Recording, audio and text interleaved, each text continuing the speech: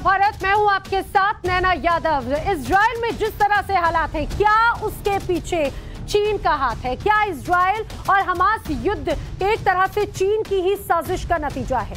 क्या हमास ने इजराइल पर जो रॉकेट दागे वो उसने खुद तैयार किए या फिर ईरान और चीन ने उससे तकनीक मुहैया कराई? ये वो तमाम अहम सवाल इसीलिए खास हो जाते हैं कि आखिर 50,000 रॉकेट लॉन्चर्स हमास के पास अचानक कहां से आ गए।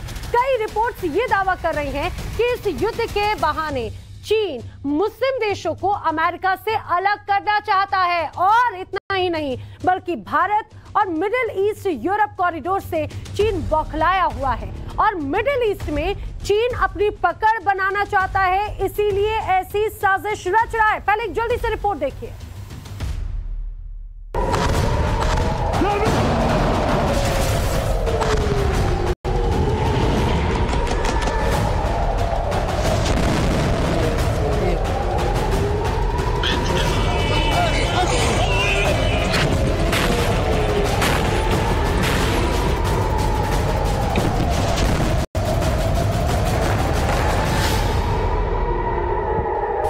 हमास के इजराइल पर ताबड़तोड़ रॉकेट दागने के बाद अब वो अपना अंजाम भुगत रहा है। इजराइल जवाबी कार्रवाई में गाजा पट्टी पर बम वर्षा कर रहा है। गाजा पट्टी का नामो निशान मिट रहा है। इजराइल ठान चुका है कि वो हमास को खत्म करके ही दम लेगा। लेकिन इस हमले के पीछे किसका हाथ है, ये बड़ा सवाल है। हमास ने हमला कर 5,000 से ज्यादा रॉकेट दागे, लेकिन सवाल है हमास के पास ऐसी तकनीक से लैस रॉकेट आए कहां से? आखिर वो कौन सा देश है जो हमास के सहारे इजराइल पर हमला करवा रहा है? दुनिया भर के मिलिट्री स्ट्रेटेजिस्ट जो हैं बहुत हैरान हैं, परेशान हैं कि हमास के पास आखिर इतने हजारों की संख्या में रॉकेट कहां से आए। इसमें दो तीन चीजें हैं। एक तो उनके पास जो रॉकेट्स हैं ये ईरान से आए हैं। ईरान ने एक लॉजिस्टिक्स कॉरिडोर बना ली है। ईरान हमास को खुलकर प्रशिक्षण दे रहा है तो चीन का हाथ होने की बात भी अब सामने आने लगी। क्या चीन हमास के कंधे पर बंदूक रखकर इस साजिश के पीछे है? क्या हमास के सहारे चीन अपना फायदा देख रहा है?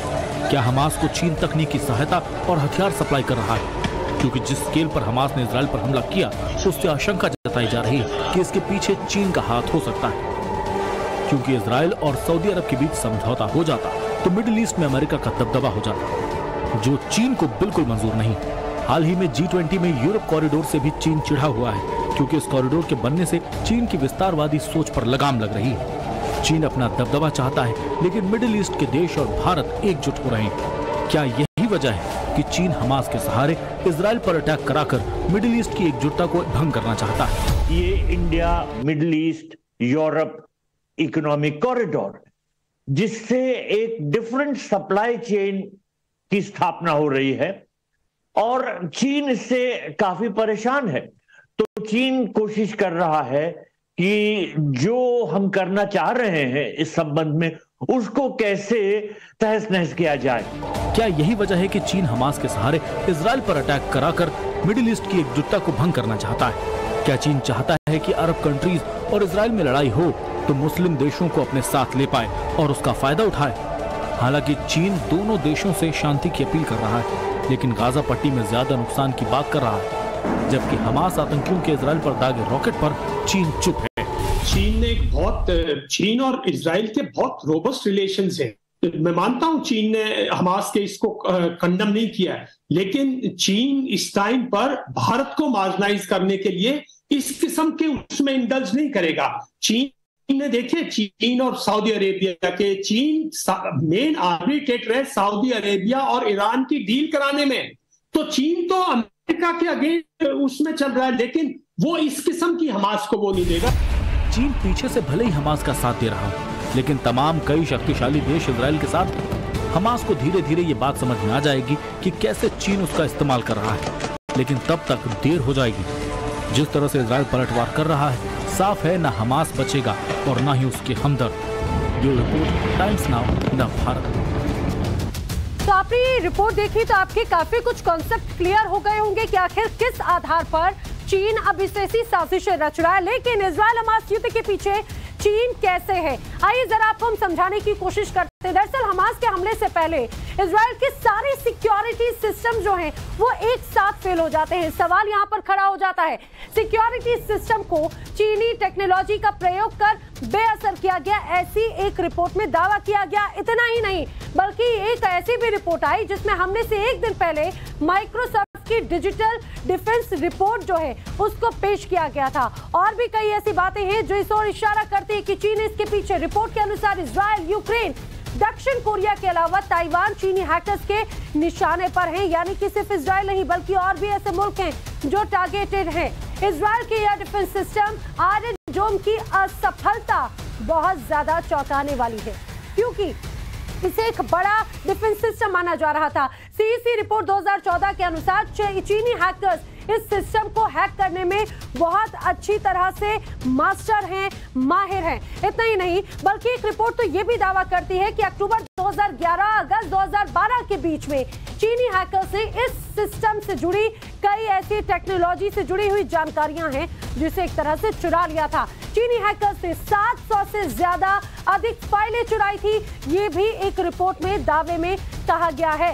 और इस युद्ध के बाद उसी चीनी हैकिंग सिस्टम पर अब शक जाता है और यही वजह है कि यह माना जा रहा है कि कहीं ना कहीं हमास और इजराइल के बीच में जो युद्ध है उसमें चीन की एक बहुत ज्यादा सीक्रेट भूमिका है। और आपको बताते चले, अमेरिका इजराइल के साथ चीन को यह लगता है कि इससे अरब देश अमेरिका के खिलाफ हो जाएंगे, ऐसी संभावना नजर आती है।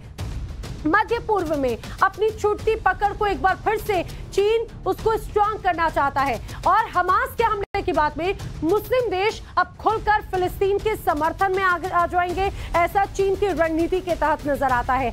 युद्ध के बाद सऊदी अरब इजराइल से जो समझौता हुआ अब उससे पीछे भी हट सकता है, जिस तरह से यहाँ पर हालात हैं। मध्य पूर्व में पकड़ को मजबूत करने के लिए चीन ने दरअसल सऊदी अरब और ईरान में समझौता कराया था और इसके बाद में अब चीन, ईरान, सऊदी अरब एक साथ अगर आ गए तो अमेरिका, इजराइल एक तरफ होते हुए नजर आते हैं। ये अपने आप में स्थिति जो है वो क्लियर होती हुई नजर आती है। यही वजह है कि इजराइल और हमास के बीच में इस तरह से तनाव पैदा करने के बाद में चीन को फायदा हो सकता है। वो इस तरह से मिडिल ईस्ट के मुल्कों पर कहीं ना कहीं अपनी पकड़ को मजबूत बनाना चाहता है। यही वजह है कि जिस तरह से नजर आ रहा है कि चीन, ईरान, सऊदी अरब एक साथ है, अमेरिका, इजराइल एक तरफ है। आप ये समझिए किस तरह से एक तरह से खेमे बढ़ चुके हैं मुल्कों में भी। आपको याद होगा रूस और यूक्रेन में कितना वक्त लगा था कहीं ना कहीं स्टैंड लेने का, लेकिन इजराइल और हमास की स्थिति अलग है। और इसी बीच बड़ी खबर यह है कि इजराइल हमास युद्ध में जो एक और तस्वीर सामने आई है जबरदस्त जंग की। युद्ध का आज तीसरा दिन और इस दौरान हमास का भी हमला जारी है, तो हमास पर भी हमला किया जा रहा है। आतंकियों ने रेलवे ट्रैक को निशाना बनाया था इजराइल में और रेलवे टनल में कई जो लोग हैं वो अपनी जान बचाने के लिए वहां पर छुपने को मजबूर हैं। देखिए टनल के रास्ते कैसे यहाँ पर लोग जो है वो भागते हुए नजर आ रहे हैं और लोगों की जान जो है वो दहशत में है।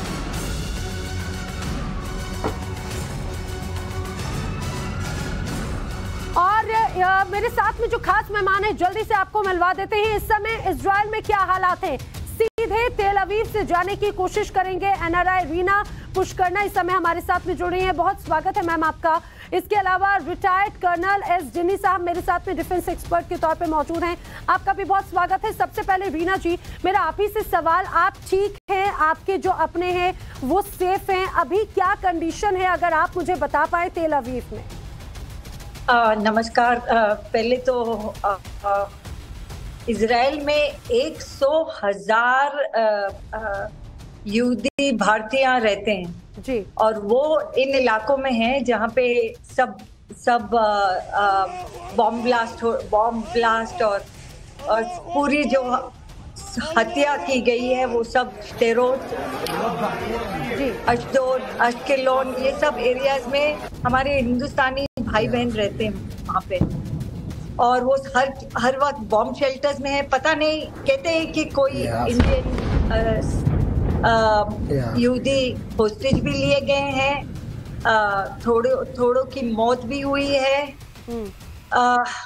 पर आज जो है हम बॉम्ब शेल्टर्स से बाहर हैं। तेल अवीव में 2 दिन हम बॉम्ब शेल्टर्स के अंदर थे।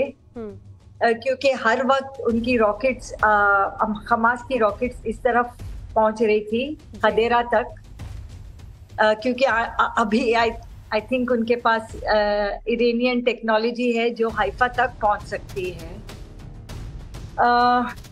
मैं क्या बताऊं, सब चीजें बंद हैं, मगर आज थोड़े थोड़े सुपरमार्केट्स खुले हैं जहाँ पे हम कुछ ग्रोसरीज खरीद सके। मेरे रेस्टोरेंट्स आज टेक अवे कर रहे हैं क्योंकि लोगों को खाना चाहिए।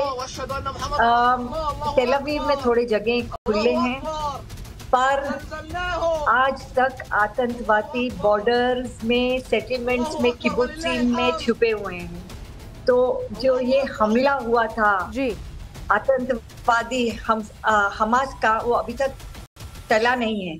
रीना जी, हमने देखा कई ऐसे वीडियो सामने आए जो बहुत हैरान कर देते हैं। विभत्स डेंजरस तस्वीरें सामने आई, कैसे महिलाओं के साथ में बर्बरता कर रहे हैं, वहां की वुमेन्स के साथ में, बच्चों के साथ में हमास के जो आतंकी हैं वो बहुत बर्बरता कर रहे हैं, उन्हें बंधक बनाया जा रहा है जी। और वो दादी बुढ़िया 80 साल की, उसको अपने गोल्फ कार्ट में लेकर गए, गाजा उधर उसको बाजार में घुमा रहे हैं। This is not humanitarian. पूरी वर्ल्ड को उठ के इजराइल की तरफ देखना चाहिए, इजराइल को मदद करना चाहिए। I don't mean to say weapons, morally support Israel, because इस वक्त ये ह्यूमैनिटेरियन सिचुएशन है। ये बच्चे जो 2 साल के, 5 साल के बच्चे, जो बुढ़िया है, वो जो टीनेजर्स है, वो सोल्जर्स नहीं है। ये सब सिविलियंस को होस्टेज लिया गया है जी। 700 लोगों से ज्यादा की मौत हुई है, वो सब टीनेजर्स। मैम, ये बहुत ही ज्यादा दिल दहला देने वाली। मैं डेनिस साहब का रुख करूं, लेकिन रीना जी एक बात जरा मुझे और समझाने की कोशिश कीजिए। हमने देखा है कि किस तरह से सीधे लोगों को टारगेट किया जा रहा है। क्या ये चिन्हित किया जा रहा है कि ये इजराइल के हैं या ये भारत के हैं, तो इन पर अटैक नहीं करना है, इन्हें बंधक नहीं बनाना है, या फिर रैंडमली वो लोगों को टारगेट कर रहे हैं और उनके लिए कोई इससे फर्क नहीं पड़ता कि कौन इंडियन है, कौन जर्मनी का है, कौन इजराइल का है? रैंडम अटैक, रैंडम घरों में घुस के मशीन गन से लोगों, बच्चे, बुढ़ियों को, माओ को, सबको अटैक कर रहे हैं। आदमियों को लेके जा रहे हैं होस्टेज बना के जी। और कई बार लेडीज को भी लेकर गए हैं, बच्चों समेत। तो वो कह रहे हैं कि 100 लोगों से ज्यादा होस्टेज हमास के पास है और 40 से ज्यादा होस्टेज इस्लामिक जिहाद के पास है। मैम, ये बहुत ही ज्यादा चिंता का विषय भी हो जाता है। और हालांकि आप बता रहे हैं कि आप लोग सेफ हैं, आप लोग सुरक्षित रहिए, सबसे इंपॉर्टेंट है। तेल अवीव में सिचुएशन अभी कंपैरेटिवली बेटर है। जिन्नी साहब, मैं आपसे जल्दी से समझना चाह रही हूँ, क्योंकि कई ऐसी रिपोर्ट्स ये दावा कर रही हैं कि ये हमास का अटैक सिर्फ हमास का नहीं, बल्कि एक बड़ी प्लानिंग का हिस्सा है, और इस बड़ी प्लानिंग में चीन की भूमिका बहुत ज्यादा इंपॉर्टेंट हो जाती है सर। और डेफिनेटली मैम, सबसे पहले तो मैम को कहूँगा कि प्लीज टेक केयर, एंड आपके जितने भी फैमिली मेंबर्स हैं सभी को प्लीज टेक केयर, बिकॉज हम समझते हैं कि किस तरह से आप लोग वहाँ रह रहे हैं। जहाँ तक मैम आपका सवाल है, डेफिनेटली देखिए, हमास अपने आप में कभी भी इतना बड़ा स्केल पे अटैक कर ही नहीं सकता, वो हो ही नहीं सकता। तो हम कल से जो बात कर रहे हैं कि इसमें कई देशों का डेफिनेटली हाथ है। उन देशों का हाथ है जो कि नहीं चाहता कि इजराइल और सऊदी के बीच में एंगेजमेंट हो और इजराइल में शांति बने रहे। ये कोई मतलब ऐसे बहुत सारे देश हैं जो कि नहीं चाहता, क्योंकि अगर वो ऐसा अगर होगा तो उनकी जो इन्फ्लुएंस है उस एरिया में, उस इन्फ्लुएंस की बहुत बड़ा एक धक्का पहुंचेगा। तो इसलिए जैसे ही सऊदी अरबिया और इजराइल की जो बातचीत चल रही थी, तो उसमें बहुत सारे देशों ने अपना डायरेक्टली और इनडायरेक्टली इसको ब्रेक करने की कोशिश की। और उसी का जो अभी आपके पास जो इनपुट्स आ रहे हैं, मैं मानता हूं कि चीन हो सकता है डायरेक्टली इन्वॉल्व ना हो, लेकिन डेफिनेटली थ्रू ईरान वो अपना डेफिनेटली अपना जो जियोपॉलिटिकल गेम्स है उन्होंने खेला जरूर होगा, कि ताकि इस तरह का एक मैसिव स्केल पे हमास अटैक कर सके। नहीं तो मेरे समझ में तो ऐसा नहीं है कि एक छोटा सा लखनऊ जैसा एक शहर से इतने स्केल पे अटैक करना, वो भी इजराइल जैसे देशों में, बिना बाहरी सपोर्ट के। Definitely there is support from outside, और मेरे ख्याल से आने वाले दिनों में वो बाहर भी आ जाएगा। सर, डेनी सर, एक बात मुझे और जरूर समझाने की कोशिश कीजिए, क्योंकि अब इस तरफ चीन का हाथ सामने आ रहा है, दूसरी तरफ इजराइल के साथ में अमेरिका, जिस तरह से हमने देखा है कि किस तरह से एयरक्राफ्ट कैरियर्स जो हैं वो मूव ऑन किए गए हैं। तो एक तरफ यह बहुत बड़े प्रोस्पेक्टिव में तस्वीर बनती हुई नजर आती है। और ये जो वॉर है ये सीधे सीधे वॉर है, ये टेररिस्ट अटैक नहीं है, अब ये कहा जा रहा है। तो आपको लगता है कि अब ये इनडायरेक्ट, अप्रत्यक्ष रूप से चीन और अमेरिका के लिए भी सिचुएशन बहुत ब्रॉड पर्सपेक्टिव में नजर आती है? मैम अभी तक तो उस तरह से सीधा मुझे लगता नहीं कि चाइना और यूएस के डायरेक्टली कॉन्फ्रंटेशन आज के तारीख में है, बट जिस तरह से हमने कभी सोचा नहीं था कि इस तरह से भी दिन देखेंगे जहां पर इतने सारे अटैक्स हो रहे हैं जी। तो क्या अगर मैंने जैसे कहा कि जो देश अभी इसमें इनडायरेक्टली इन्वॉल्व है, जैसे ऑलरेडी ईरान ने आकर बाहर कहा है कि हमने कुछ नहीं किया, लेकिन हमें खुशी है कि हमारे से जो किया क्योंकि वो उनका अधिकार है एंड ऑल दोस थिंग्स। तो और हमें ये भी पता कि हिजबुल्लाह के जो है वहां की तरफ से भी अटैक आ रहे हैं। तो अगर वो उस अटैक को एस्केलेट करते हैं तो क्या इजराइल फिर चुप बैठ सकते हैं? नहीं बैठ सकते। तो उस तरह से एस्केलेशन का एक डेफिनेट थ्रेट है, और उस एस्केलेशन में जब ईरान और बाकी सारे कंट्रीज सक इन होंगे तो ये एक क्या बोलते हैं प्रिकॉशन के तौर पे यूएस और एक दूसरी तरह से एक मॉरल सपोर्ट और जो एक्चुअल सपोर्ट है, आर्म सपोर्ट, उसको देने के लिए उन्होंने अपने फोर्सेस को रीडिप्लॉय किया है। मेरे ख्याल से डायरेक्ट कन्फ्रंटेशन आज के तारीख में शायद ना हो, लेकिन आने वाले दिनों में जिस तरह से जंग बदलेगा अपना रूप, we can't rule out anything. बिल्कुल इंपॉर्टेंट ये हो जाता है सर, क्योंकि हमने देखा है कि जब इजराइल और इस दौरान जो सिचुएशन अलग है, लेकिन यूक्रेन और रूस के दौरान तो अलग अलग कई गुट जो थे वो भी नजर आ रहे थे। इसी बीच बड़ी खबर ये बताएं, इजरायली सेना ने मिसाइल अटैक किया है। हमने इसके पहले भी देखा था गाजा शहर की किस तरह से अलग अलग कैंप पर मिसाइल दागी थी। अब अल शती कैंप पर निशाना साधा है। मिसाइल अटैक के बाद में यहाँ पर जो बर्बादी का मंजर नजर आया है, उसमें खंडर में पूरा का पूरा कैंप तब्दील हो चुका है। अब इजरायली सेना ये पूरी तरह से स्पष्ट कर चुकी है कि अब पूरी तरह से सफाया होकर रहेगा। गाजा पट्टी में किस तरह से यहाँ पर अब निशाने साधे जा रहे हैं, अब उसकी तस्वीरें मैं आपको दिखा रही हूँ। इसी बीच इजराइल युद्ध के बीच अमेरिका ने बड़ा फैसला लिया है। अब मिडिल ईस्ट में F-15 और F-35 तैनात करेगा अमेरिका इजराइल की मदद के लिए। अब अमेरिका आगे आ चुका है। ईरानी साजिश को नाकाम करने की अमेरिकी कोशिश जो है वो ये स्पष्ट होती हुई नजर आती है। अब ये तस्वीर हम आपको दिखा रहे हैं अमेरिका की किस तरह से भूमिका यहाँ पर नजर आ रही है। हमास के खिलाफ इजरायली ग्राउंड ऑपरेशन जो है वो भी शुरू हो चुका है। दक्षिणी इजराइल में आर्मी ट्रूप्स की जो मूवमेंट है वो आपको बताते चले, तस्वीरें सामने आई है। दक्षिणी इजराइल का इलाका, यहाँ पर मूवमेंट्स नजर आ रही है। इजरायली आर्मी के जवानों ने पूरी तरह से मोर्चा संभाला रखा है। यहाँ पर अब जो आर्मी के जो टैंक हैं वो मूव करते हुए नजर आते हैं। दक्षिणी हिस्सा इजराइल का ये सबसे ज्यादा प्रभावित माना गया है, लेकिन अब यहाँ पर किस तरह से भूमिका में यहाँ पर आर्मी ट्रूप्स नजर आ रहे हैं। देखिए ये इजराइल के आर्मी ट्रूप्स हैं, वो अब पूरी तरह से मोर्चा संभाले हुए हैं। हमास पर बड़ा काउंटर अटैक जो है वो किया जा रहा है। इजराइल हमास जंग के बीच एक और बड़ी अपडेट जान लीजिए। इजरायली खुफिया एजेंसी की चूक पर यह बड़ी खबर है। इजराइल के पूर्व एनएसए याकूब ने एक बड़ा दावा किया है। उनका कहना है कि तकनीकी जासूसी से बचकर आतंकियों की जो है वो ट्रेनिंग हुई है, और उसी का ही नतीजा है कि एक बहुत बड़ा हमला हमास ने इसे अंजाम दिया। लेकिन आप ये समझिए कि इस पूरी ट्रेनिंग के पीछे आखिर कौन हो सकता है, इस बड़ी तैयारी के पीछे आखिर कौन हो सकता है। दरअसल कई ऐसी रिपोर्ट्स हैं जिसमें यह दावा किया गया है कि चीन की भूमिका बहुत अहम है, ईरान की भूमिका बहुत अहम है। आपको बताते हैं कि आखिर इजरायली खुफिया एजेंसीज की चूक कैसे हुई, क्योंकि जो जानकारी है उसमें यह कहा गया है कि गाजा पट्टी में इजरायली एजेंट्स कोई जानकारी ही नहीं जुटा पाए। ये इजराइल के पूर्व एनएसए ने दावा किया। गाजा के अंदर एजेंट्स का जो बड़ा नेटवर्क था वो कमजोर यहां पर साबित हुआ है। आतंकवादियों ने फोन या फिर कंप्यूटर का कोई इस्तेमाल नहीं किया, तो फिर आखिर वो कौन सी टेक्नोलॉजी थी जिसका इस्तेमाल आतंकियों ने किया। सैटेलाइट रडार से हमास की तकनीकी जासूसी हो ही नहीं पाई, ये भी इससे जरूर स्पष्ट होता हुआ नजर आता है। आतंकियों ने बाकायदा साल भर अंडरग्राउंड ट्रेनिंग की, जिसकी जानकारी यहाँ पर लोगों को मिल तक नहीं पाई। और डिनी साहब से मैं इसका सवाल का जवाब जरूर लूंगी, लेकिन इसके अलावा आप ये भी समझिए गाजा के अंदर एजेंट्स का जो नेटवर्क है वो कमजोर होना, यहाँ पर कंप्यूटर या फिर फोन का इस्तेमाल नहीं करना, ये अपने आप में वो बड़े अहम सवाल हो जाते हैं जो बहुत शांतिपूर्वक जरूर नजर आते हैं। डिनी साहब, जल्दी से 30 सेकंड में मुझे समझाने की कोशिश कीजिए कि मोसाद आखिर कहाँ, क्या वो फेल साबित होता है? तकनीकी यहाँ पर चूक कैसे, आखिर इसको पचाया कैसे जा सकता है, क्योंकि इतनी बड़ी चूक को आखिर कैसे नजरअंदाज कर चुका था इजरायली सैटेलाइट या फिर इजराइल की यहाँ पर जो खुफिया एजेंसीज हैं वो?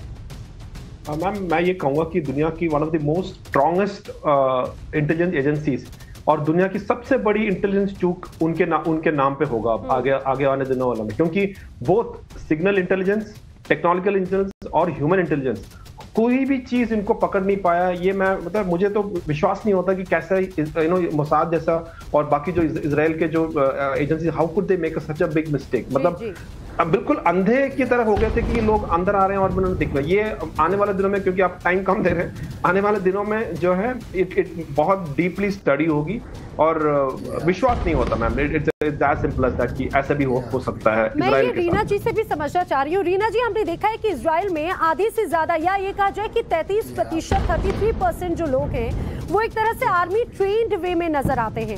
वो इस तरह के हमलों के लिए वहाँ के जो सिविलियंस हैं वो इस तरह से रेडी रहते हैं। आपको लगता है कि वहाँ पर जो इंटरनल जो तमाम जो सिचुएशंस हैं वो कहीं ना कहीं चूक है?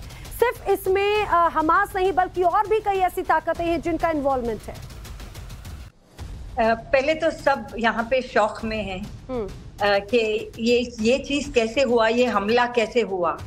दूसरी चीज है कि आप अगर आज आर्मी ट्रेनिंग सेंटर्स में जाइए, लोग सब जा रहे हैं आर्मी ज्वाइन करने के लिए कि वो अपने होस्टेज, अपने फैमिलीज को वापस लेके आए और ये पूरा हिस्सा जो है हमास आतंकवादियों को मिटा दे।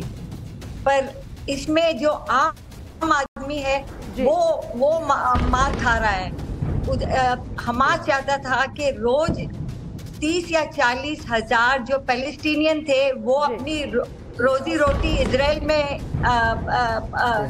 कंटिन्यू करते रहे। जी जी, हाँ जी, जी।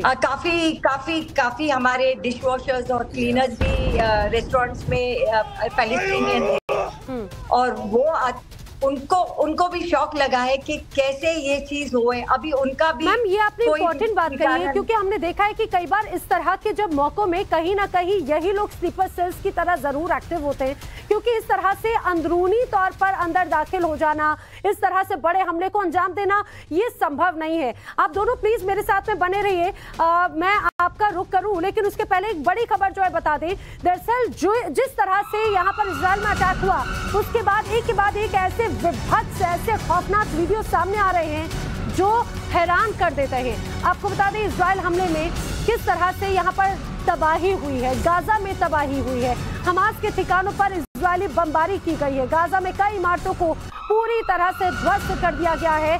वो तस्वीरें भी सामने आ रही हैं।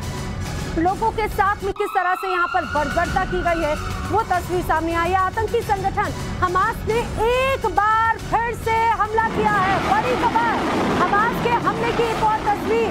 आधी रात को इजराइल पर रॉकेट दागे गए हैं। दरअसल बीती रात भी लगातार इजराइल और गाजा पट्टी पर, बॉर्डर पर इसी तरह से हमले होते रहे। गाजा पट्टी से तेल अवीव पर भी हमला किया गया है और ये अपने आप में हैरान कर देता है। रीना पुष्करना जी, बताया गया कि कल रात भी इसी तरह से रॉकेट अटैक जो है इजराइल के अलग अलग इलाकों में भी हुए, तेल अवीव में भी हुए। जरा आप वहां की स्थिति बताइए कि ऐसे कौन कौन से इलाके आपको अभी तक नजर आते हैं जो बहुत ज्यादा प्रभावित है, आपके नोन होंगे जो यहाँ वहां फंसे होंगे।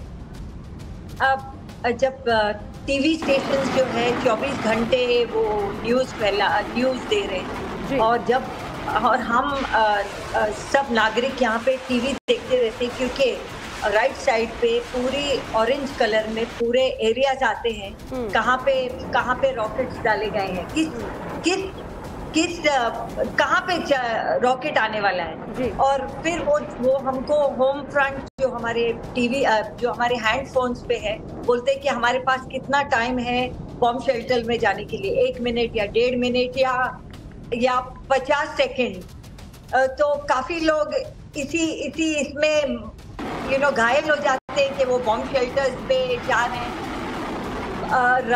परसों रात को जो है वो डायरेक्ट हिट हुई हॉस्पिटल में, जहाँ पे बहुत घायल लोग थे। कल रात को जो है दो बम टेल अवीव में गिरे हैं, डायरेक्ट हिट ऑन द उसके ऊपर बिल्डिंग्स पे। तो हम लोग जो एरिया हमारी है वो गुशदान, उसको गुशदान एरिया कहते हैं जी।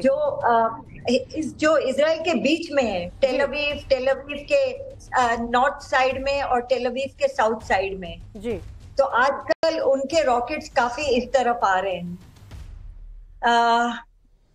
तो ये आप ही बता रही हैं। देखिए रीना जी, दरअसल मैं अपने व्यूअर्स को बता दूं, तेल अवीव से रीना जी सीधे मेरे साथ में है, भारतीय मूल की हैं, काफी लंबे वक्त से इजराइल में हैं, वहां पे उनका बिजनेस भी है, कई उनके जानने वाले हैं जो जहां तहां फंसे हुए हैं। रीना जी बता रही कि कैसे रात भर रॉकेट की गर्जना होती रही, लेकिन डेनी साहब जिस तरह से हम सिक्योरिटी चूक की बात समझ रहे थे, इसमें खास तौर से चाइना की भूमिका की बात हम समझ रहे थे, जरा मुझे समझाने की कोशिश कीजिए कि हमास के बाद हजारों की संख्या में इतने ज्यादा रॉकेट्स आ जाते हैं, यहाँ का जो डिफेंस सिस्टम है वो पूरी तरह से फेल साबित हो जाता है, जो वहाँ पे एक तरह से डोम है खास तौर से प्रोटेक्शन के लिए, वो भी काम नहीं कर पाते। इसमें कहीं ना कहीं बड़ी साजिश है। रीना जी कुछ कहना चाह रही है जी। 5000 रॉकेट अगर 1 घंटे में डाला जाए, कौन सा आयरन डोम इसको नीचे बिल्कुल आई थिंक बिल्कुल सही बोल रहे डेनिस साहब। अभी जैसे रिपोर्ट्स आ रहे हैं मैम बाहर, तो ये एक प्लान्ड ऑपरेशन था। ये ऐसा नहीं है कि किसी टेररिस्ट ने जाके एकदम से कहीं ये जो 5000 या 5000 जो राउंड्स फायर है उसके पीछे भी एक मकसद था। तो जैसे मैम अभी बता रहे थे कि एक आयरन डोम का भी एक कैपेबिलिटी है कि भाई इतने सारे हम न्यूट्रलाइज कर सकते हैं, लेकिन 5000 के ज्यादा लोग तो नहीं कर सकते, कुछ ना कुछ तो जाएंगे। ये भी स्ट्रैटेजी का ही हिस्सा रहा है।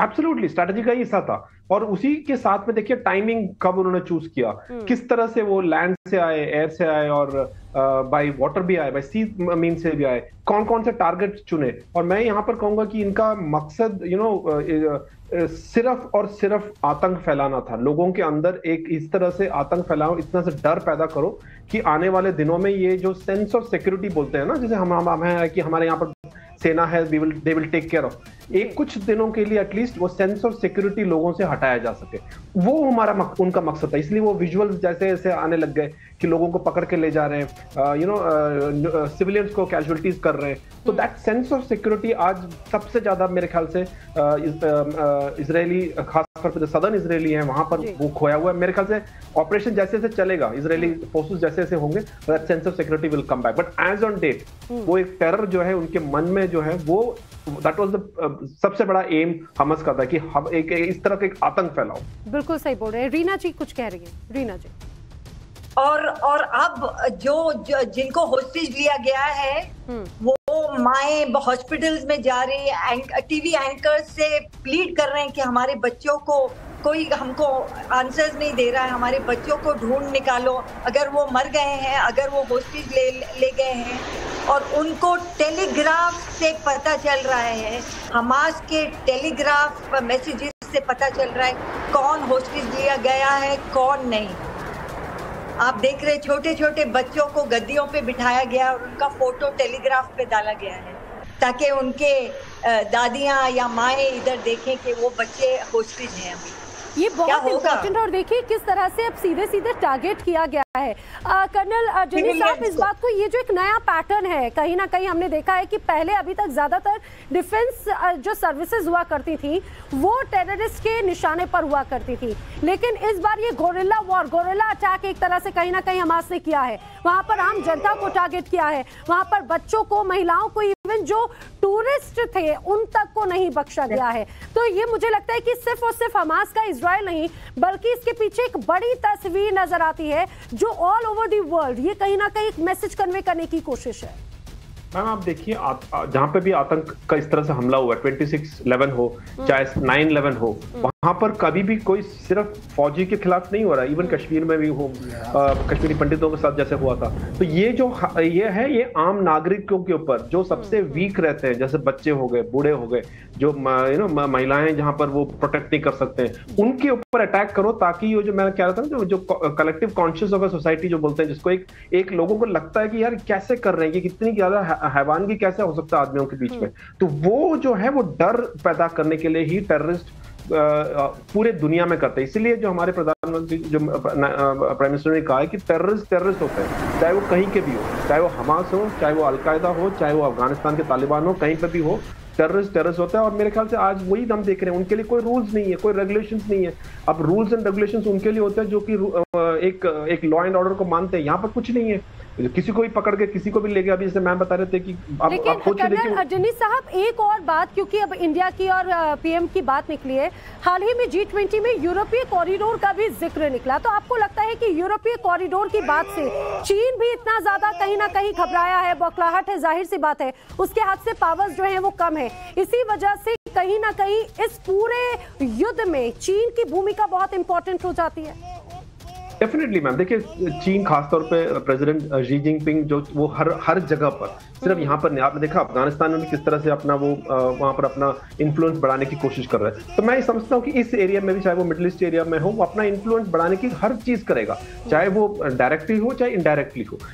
अभी तक जो इंफॉर्मेशन जो बाहर आ रहा है, डायरेक्ट इन्फ्लुएंस या डायरेक्ट जो कोई रोल अभी तक नजर नहीं आ रहा, लेकिन आने वाले दिनों में हमें पता नहीं चल रहा कि ईरान के साथ में क्या एडजस्टमेंट हुआ है या क्या अंडरस्टैंडिंग हुआ है, और कैसे, जैसे आपने बोला ये जो इकोनॉमिक कॉरिडोर अभी लेटेस्ट साइन हुआ था, तो उसको भी उनके इंटरेस्ट में तो नहीं है वो। बिल्कुल, तो वो मुझे लगता है सर आने वाले वक्त में सिचुएशन शायद और भी ज्यादा क्लियर हो। आप लोग हमारे साथ में जुड़े सर, बहुत बहुत धन्यवाद। रीना जी, आप अपना और अपनी पूरी फैमिली का बहुत बहुत ध्यान रखिए, क्योंकि जिस जगह पर आप मौजूद हैं वहां पर लगातार ये अटैक हो रहे हैं। हमसे जुड़ने के लिए आप दोनों का बहुत बहुत धन्यवाद। जिस तरह से